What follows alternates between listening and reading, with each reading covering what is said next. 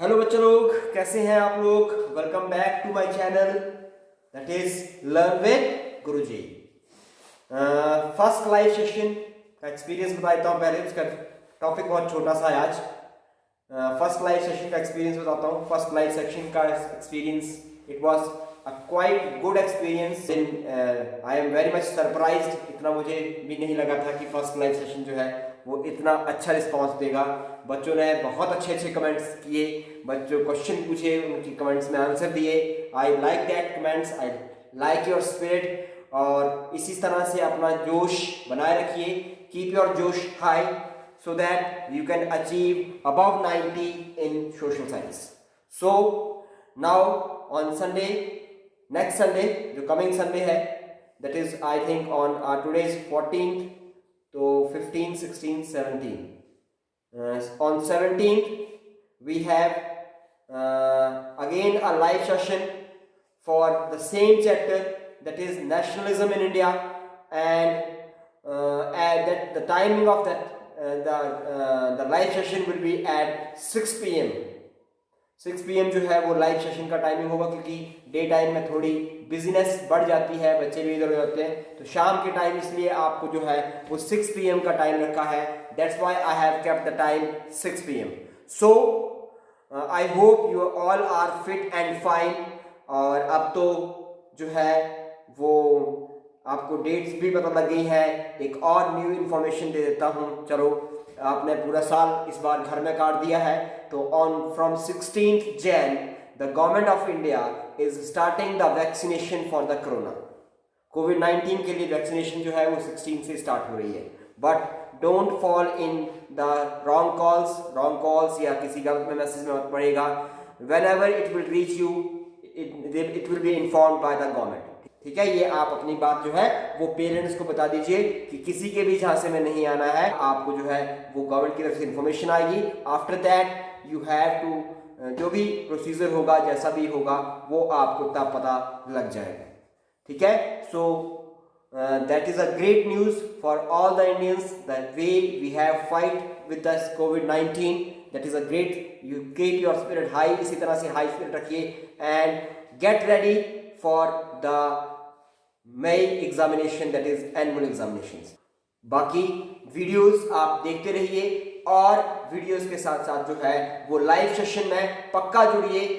I guarantee you that you will achieve the 90 above marks in social science. Social science is not a tough subject. बच्चे बहुत boring मानते हैं कि history boring होती है, geography boring होती है, पॉलिटिकल साइंस बोरिंग होती है। ये कोई भी सब्जेक्ट बोरिंग नहीं है।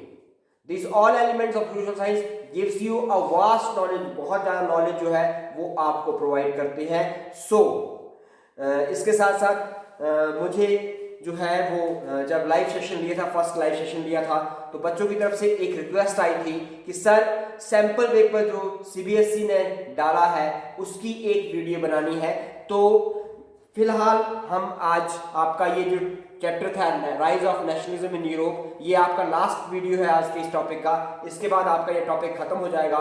जो लाइव सेशन में हमने चैप्टर स्टार्ट किया है that is nationalism in India, वो चैप्टर स्टार्ट किया है। जैसे ही वो चैप्टर आपका खत्म हो जाएगा, क्योंकि हम जो टाइमिंग रख रहे हैं वो संडे टू संडे रख रहे हैं लाइव सेशंस की, तो हो सकता है इस बार का लाइव सेशन जो थोड़ा सा लंबा हो जाए, 1 आवर से थोड़ा लेंथी हो जाए। तो जो है जैसे ही आपका नेशनलिज्म का चैप्टर खत्म होगा, वैसे ही आपका जो है सैंपल पेपर का जो आपका वीडियो है वो आपको मिल जाएगा। वो सॉल्व सैंपल पेपर का वीडियो मैं आपको कराऊंगा। मैं आपको बताऊंगा कि कौन सा क्वेश्चन किस तरह से अटेम्प्ट करना। और इसके अलावा जो आपके डाउट्स होंगे सैंपल पेपर से रिलेटेड, सोशल साइंस में से रिलेटेड, जब भी आपके डाउट्स होंगे वो डाउट्स भी आपके जो है वो क्लियर हो जाएंगे।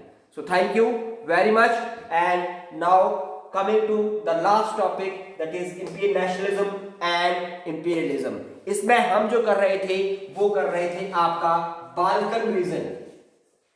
ये रीजन जो था ये आपका फर्स्ट वर्ल्ड वॉर का जो था वो क्या बना था। This is a reason for the first world war. The most serious source of nationalistic tension in the Europe after 1817 was area called the Balkans. The most serious source of nationalistic tensions, सबसे serious जो आपका source था nationalistic tension का, वो कौन सा area था?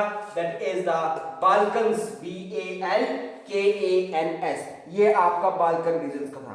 The Balkan was a region of geographical and ethnic variation. अब ध्यान से सुनिएगा, ये जो रीजन था इट इज फुली, ये जो एरिया था दैट इज ये एरिया पूरी तरह से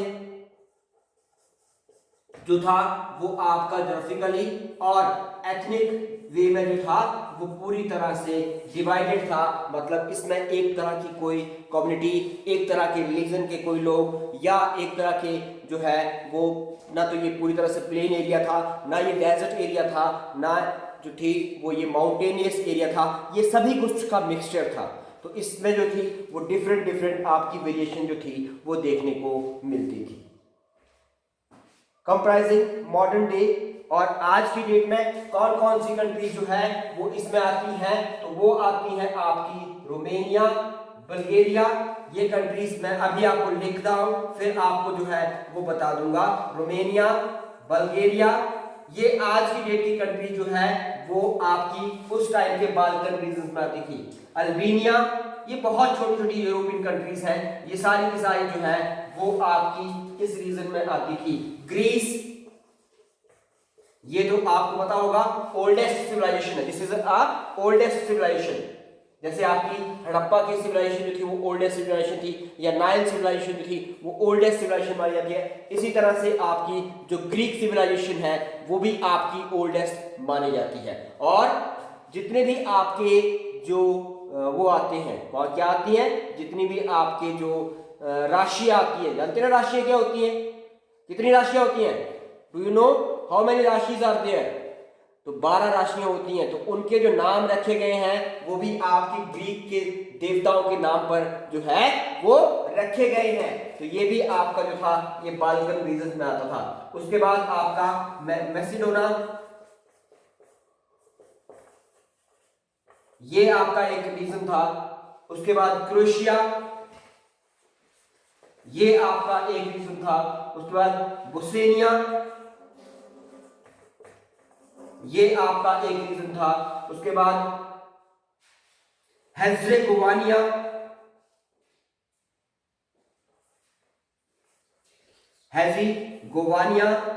ये आपका एक रीजन था। उसके बाद आपका जो था स्लोवानिया, ये आपका एक रीजन था। सर्बिया, ये आपका एक रीजन है। जो एंड मॉन्ट्रियागो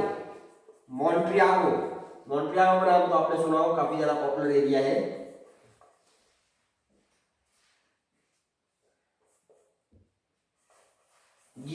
ये सारी की सारी कंट्रीज उस टाइम, आज की डेट की ये कंट्रीज आपकी जो है वो सारी की सारी कंट्रीज आपकी उस टाइम के बाल्कन रीजन में इंक्लूड होती है। कि ये जो ज्योग्राफिकली और एथनिक जो कंपोजिशन थी वो आपकी बहुत ज्यादा वेरी जो थी वो करती थी। Who inhabitants were broadly known as the slaves, और इसके साथ जो लोग आपके इस एरिया में रहते थे they are known as the slaves, उन्हें जो था वो slaves कहा जाता था। A large part of Balkan was under the control of Ottoman Empire, और इस ऑटोमन एम्पायर का, मान लीजिए ये आपकी ऑटोमन एम्पायर है, तो इस ऑटोमन एम्पायर का ये जितना एरिया है, ये जिसमें लाइंस लगी हैं, ये हम मान सकते हैं। ठीक है, मैं आपको एग्जांपल दे रहा हूं, समझाने की कोशिश कर रहा हूं कि ये सारा का सारा एरिया जो था ये आपका मैक्सिमम एरिया, इस एरिया का, इस रीजन का जो था वो आपका कौन से एम्पायर के अंदर था? ऑटोमन एम्पायर के अंदर था। This is all under the Ottoman empire, Ottoman empire के अंदर था। The spread of the idea of romantic nationalism in Balkans, together with the disintegration of Ottoman Empire, made this region very explosive. अब ये जो reason था वो किस वजह से बहुत ज्यादा एक्सप्लोसिव हो गया था, या आपने जो फर्स्ट लाइन पढ़ी कि नेशनलिस्टिक टेंशन का एक रीजन बन गया था, एक कारण बन गया था, तो किस वजह से ये रीजन जो था जो बाल्कन रीजन था ये आपका नेशनलिस्टिक टेंशन का कारण बन गया था। उसका रीजन था आपका क्या था, the idea, the spread of idea of romantic nationalism. Romantic जो नेशनलिज्म था, आप इसके बारे में पढ़ के आए हैं, वीडियो डाली है मैंने इसके बारे में। रोमांटिक नेशनलिज्म जो था, एक रीजन आपके इसके जो था टेंशन का एक कारण जो था वो ये था, ये जो था वो स्प्रेड हो गया। स्प्रेड क्या मतलब क्या होता है, what is the meaning of spread? Spread का मतलब होता है फैलना। ये जो था रोमांटिक नेशनलिज्म जो था वो इस एरिया में बहुत ज्यादा फैल गया था। और दूसरा जो रीजन था क्यों ये एरिया एक्सप्लोसिव हो गया था, उसका कारण था declining of Ottoman empire. Declining of Ottoman empire. Ottoman empire जो थी वो धीरे धीरे आपकी डिक्लाइन हो रही थी, धीरे धीरे क्षीण हो रही थी, धीरे धीरे कम हो रही थी उनकी शक्ति। इसलिए जो था ये एरिया जो था, क्योंकि हर कोई जो था, जितनी भी पावर्स आपकी ब्रिटेन में थी वो सारी की सारी पावर जो थी वो इस एरिया पे कब्जा करना चाहती थी। इसलिए ये एरिया जो था वो बहुत ज्यादा आपका एक्सप्लोसिव जो था वो हो गया था। All through the 19th century, the Ottoman Empire had sought to strengthen itself through modernization and internal reforms, but with very little success. अब क्या हुआ, अब ये जो थे इस रीजन के जो थे वो एक्सप्लोसिव होने के कारण, हालांकि जो आपकी ऑटोमन एम्पायर थी, ये जो एम्पायर थी, ये जो साम्राज्य था, आपको जो है वो 2-3 वर्ड्स क्लियर होने चाहिए हिस्ट्री में। एक वर्ड होता है एम्पायर। एम्पायर का मतलब क्या होता है, एम्पायर मतलब होता है साम्राज्य, और जो एम्पायर होता है उसका किंग को क्या बोलते हैं, दैट इज नोन एज सम्राट। क्या बोलते हैं, सम्राट। आपने जो है वो 3-4 वर्ड्स पढ़े होंगे। एक वर्ड पढ़ा होगा किंग, एक वर्ड पढ़ा होगा एम्परर। तो ये जो एम्परर होता है वो इसका होता है, एम्पायर का होता है। एम्पायर का जो एरिया होता है वो बहुत बड़ा होता है। तो अब आपको क्लियर हो गया, अब आपको विविड हो गया। Vivid, do you know what is vivid? अब आपको जो है वो ये वर्ड आपको मेरे मुंह से सुनने को मिलेगा।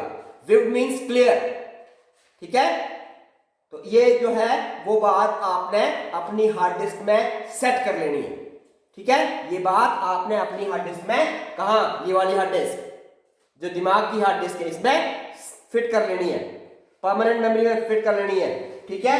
तो ये जो ऑटोमन एम्पायर थी इसने क्या किया 19th सेंचुरी में, इसने 19th सेंचुरी में क्या किया, इसने 19th सेंचुरी में जो था वो क्या किया, 19th सेंचुरी में इस एम्पायर ने अपने आप को जो थी वो स्ट्रेंथन करने की कोशिश की थी। मतलब अपने एम्पायर को ताकतवर बनाने की कोशिश की थी। स्ट्रेंथन कैसे होगी, कोई भी एम्पायर स्ट्रेंथन कैसे होती है, या आप ये बोल सकते हैं कोई भी कंट्री आज की डेट में स्ट्रेंथन कैसे हो सकती है। जैसे यूएसए है, वो कैसे स्ट्रेंथन करता है अपने आप को। तो स्ट्रेंथन जो होती है वो 2 तरह से होती है, one is externally and second is internally. Externally और इंटरनली। इंटरनल जो आपके चेंजेस होते हैं वो भी कंट्री में लाने पड़ते हैं, एक्सटर्नल जो चेंजेस होते हैं वो भी आपकी कंट्री में लाने पड़ते हैं। तो आपकी जो है वो एम्पायर या कंट्री, आज की डेट में आप कंट्री बोल सकते हैं, उस टाइम पे हम एम्पायर बोलते थे। तो इसको जो है वो स्ट्रेंथन कर सकते हैं। तो इन्होंने भी कोशिश की थी, इस एम्पायर के जो एम्परर्स थे उन्होंने भी कोशिश की थी। और मैंने आपको एक और बात बताई थी वीडियोस में कि इनके एम्परर को जो था वो एम्परर नहीं कहा जाता था। क्या बोलते थे इस ऑटोमन एम्पायर के एम्परर को, it is known as the उलेमा। क्या बोलते थे, उलेमा बोलते थे इनको, ठीक है। तो इन्होंने भी इस एम्पायर को स्ट्रेंथन करने की कोशिश की थी, इंटरनली भी और एक्सटर्नली भी। बट क्या हुआ, बट जो इंटरनली और एक्सटर्नली जो थी वो इनको सक्सेस जो रेट था इनका, किस चीज का सक्सेस रेट, जो इन्होंने स्ट्रेंथन करने की कोशिश की थी उसका जो सक्सेस रेट था वो आप मान सकते हैं इट इज राउंड अबाउट 10%। मतलब इनको अपनी एम्पायर को स्ट्रेंथन करने में जो था वो बहुत कम सक्सेस जो थी वो मिली थी। On one by one, its European subject nationalistic broke away from its control and declared independence. ठीक है, तो क्या हुआ, अब इसके बाद क्या हुआ, ध्यान से सुनिएगा, मैं यही बात आपको आगे लेकर चल रहा हूं, ठीक है, इसलिए पूरा बोर्ड नहीं मिटा रहा हूं मैं, इस बात को ध्यान में रखना है आप लोगों ने। तो अब क्या हुआ कि जब ये एम्पायर आपकी कमजोर होने लगी तो क्या हुआ कि बहुत सारे जो शेफ्स थे, शेफ्स जिसको बोलते हैं, ये होते हैं शेफ्स, क्या होते हैं शेफ्स, जो छोटे छोटे कबीले के सरदार होते हैं या जो गवर्नर्स अपॉइंट होते थे उनको शेफ्स कहा जाता है, या जो गवर्नर इन्होंने अपॉइंट किए होते थे अलग अलग एरियाज के, उनको जो है वो शेफ कहा जाता है। तो उन्होंने क्या किया, उन्होंने जो था वो अपने स्टेट्स को जिस जिस एरिया पे जो जो एरिया उनके पास था उस एरिया को उन्होंने जो था वो क्या किया, उस एरिया के उनको इंडिपेंडेंट घोषित करना शुरू कर दिया।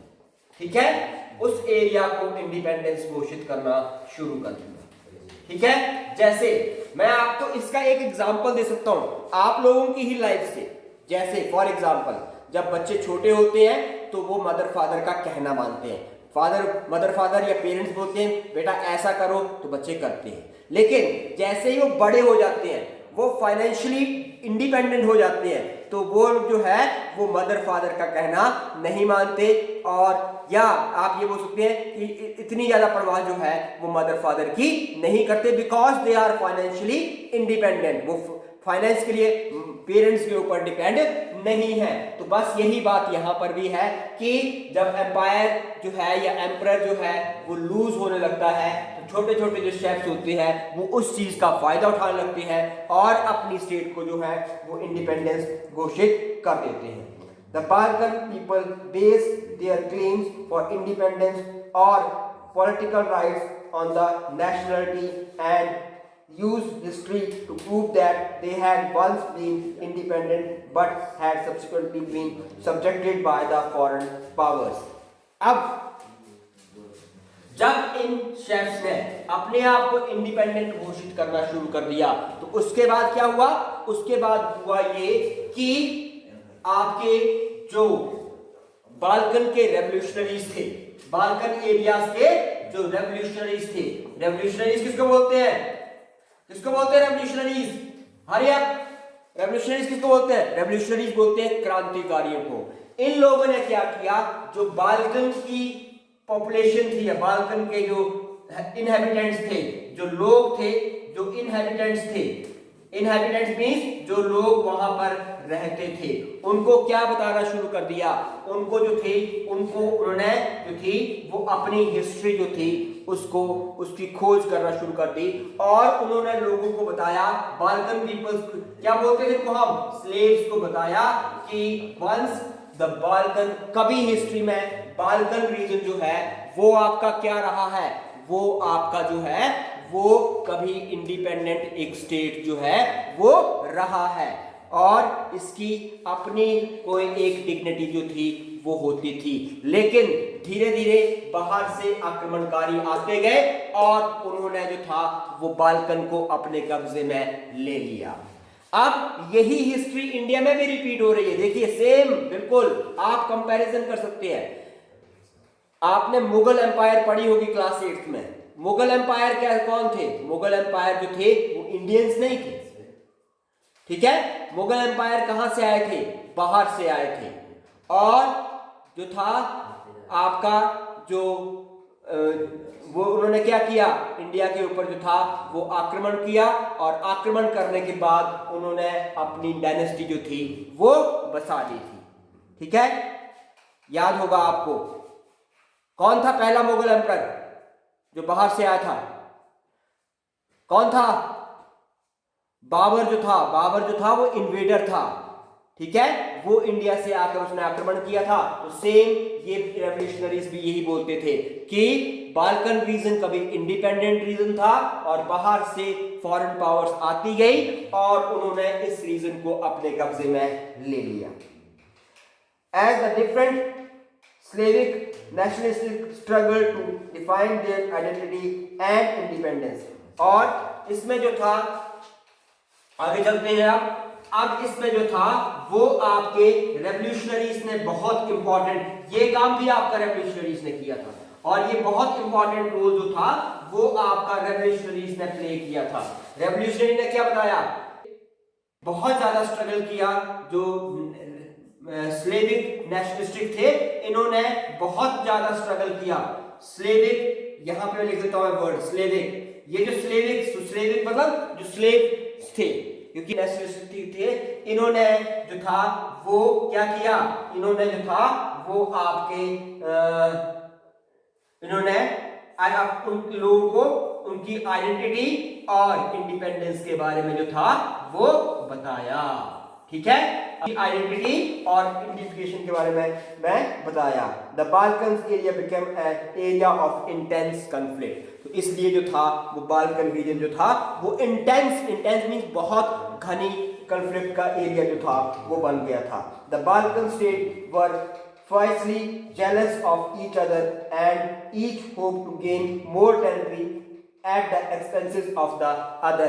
अब देखिए मैंने कितनी सारी कंट्रीज बताई थी आपको, इस जो पीछे बताई मैंने बाल्कन रीजन में, तो वो क्या करती थी, वो बाल्कन कंट्रीज जब जो थी वो छोटी छोटी कंट्रीज में जब इंडिपेंडेंट होने लगी तो ये कंट्री जो थी ये सोचती थी इसका इतना एरिया आ जाए, ये सोचती थी इसका इतना एरिया आ जाए, ये इसका एरिया, तो ये आपस में एक दूसरे से जलते थे। They are jealous of each other and wanted to expand their territory, अपनी टेरिटरी को एक्सपेंड करना चाहते थे on the cost of other territories, दूसरे टेरिटरीज के कॉस्ट पे अपनी टेरिटरीज को जो थे वो एक्सपेंड करना चाहते थे।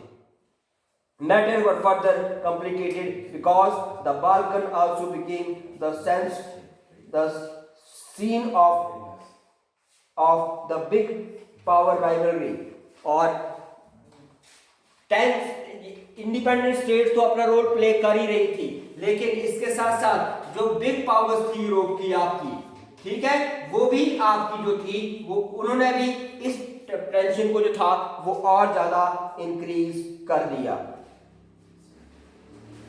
During this period, there was intense rivalry among the European power over trade and colonies as well as the naval and military might। आपको याद होगा कि इंडिया में 2-3 कंट्रीज जो थी वो आए थी, डच आए थे, फ्रेंच आए थे, ब्रिटिश आए थे और स्कॉटिश आए थे। ये इंडिया में जो थे वो आए थे, ये सारे के सारे एज अ ट्रेडर आए थे इंडिया में। और आपको पता है कि फ्रेंच आर्मी और ब्रिटिश आर्मी के बीच में इंडिया में जो है वो किसी टेरिटरी को लेकर या किसी प्रोविंसेस को लेकर जो है वो युद्ध हुए हैं, ये आप क्लास 8 में पढ़ के आए हैं। तो सेम यहाँ पर भी यही हाल था, बाल्कन में भी वही हाल था। यहाँ पर जो थी वो जो राइवलरी थी इन बिग पावर्स के बीच में वो बढ़ती जा रही थी, क्योंकि एक बिग पावर जो थी वो एरिया को जो थी वो कैप्चर करना चाहती थी, दूसरे की कॉलोनीज को जो थी वो अपनी कॉलोनी करना चाहती थी। ये राइवलरी जो है वो आप जब बाल्कन के रीजन को जो है वो और डीपर स्टडी करेंगे तो आपको इनकी राइवलरी के बारे में और ज्यादा पता लग जाएगा। तो ये जितने भी हैं, रशिया हो गया, हंगरी हो गया, ऑस्ट्रो हंगरी हो गया आपका, उसके बाद आपका इंग्लैंड हो गया, ये बाल्कन के ज्यादा से ज्यादा रीजन को जो थे वो कवर करना चाहते थे, मतलब अपना कब्जा करना चाहते थे, पूरे के पूरे एरिया को अपने अंदर लेना चाहते थे। इसकी वजह से बहुत सारे इस रीजन में बहुत सारे वॉर हुए और इसी की वजह से जो यूरोपियन पावर थी वो 2 पार्ट्स में डिवाइड हो गई, एक सेंट्रल पावर्स हो गई, एक एक्सिस पावर हो गई, और उसकी वजह से आपका जो था वो वर्ल्ड वॉर हुआ। तो जब इंपीरियलिज्म नेशनलिज्म जो था वो इंपीरियलिज्म के साथ मिक्स हुआ तो इसकी वजह से जो था वो आपका फर्स्ट वर्ल्ड वॉर जो था वो 1914 में ब्रेकआउट हो गया, मतलब शुरू हो गया। Is that clear, vivid? ठीक है। बट अब बहुत सारी कंट्रीज ऐसी थी वर्ल्ड की जिन्होंने क्या किया, इस इंपीरियलिज्म का जो था वो विरोध करना शुरू कर दिया। They start opposing the imperialism state. अब ये जो आपका एंटी इंपीरियल मूवमेंट जो थी ये एक तरह से नेशनलिस्टिक मूवमेंट थी। क्यों एक तरह से नेशनलिस्टिक मूवमेंट थी? बिकॉज ऑल ये सारे लोग जो थे वो क्या करना चाहते थे? एक इंडिपेंडेंट नेशन स्टेट जो थे वो फॉर्म करना चाहते थे। और किससे इंस्पायर थे? They are inspired with by the sense of collective national unity की, हमारी कंट्री की, हमारे देश की एक यूनिटी जो है वो होगी। Forest in confrontation with imperialism, European ideas of nationalism were nowhere replicated for people everywhere developed their own specific variety of nationalism। तो ये कोई एक, इसने कोई एक जो था वो एक जैसा रूप नहीं लिया, अलग अलग कंट्रीज में इसका जो नेशनलिज्म का जो तरीका था वो अलग अलग था। आपने इंडिया का, जब हम नेशनलिज्म इंडिया का चैप्टर पढ़ेंगे तो वहां पर हम जो है वो इंडिया का तरीका देखेंगे कि इंडिया ने नेशनलिज्म को किस वे में स्टैंड आउट किया था।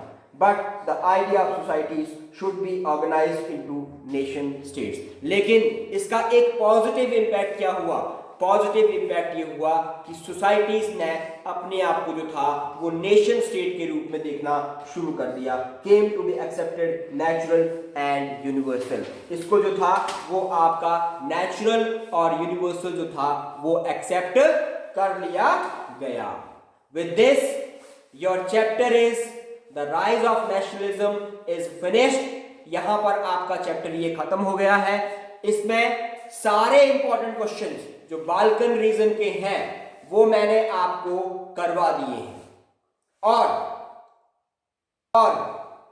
जो है मैं वीडियोस में जो आपको इंपॉर्टेंट क्वेश्चन डाले हैं उसकी हम एक लाइव सेशन लेंगे और उसमें जो है वो आपको जितने भी इंपॉर्टेंट क्वेश्चन आपके इस चैप्टर से बनते हैं, ठीक है, उन सब की आपको पीडीएफ जो है वो उस लाइव सेशन में मिल जाएगी।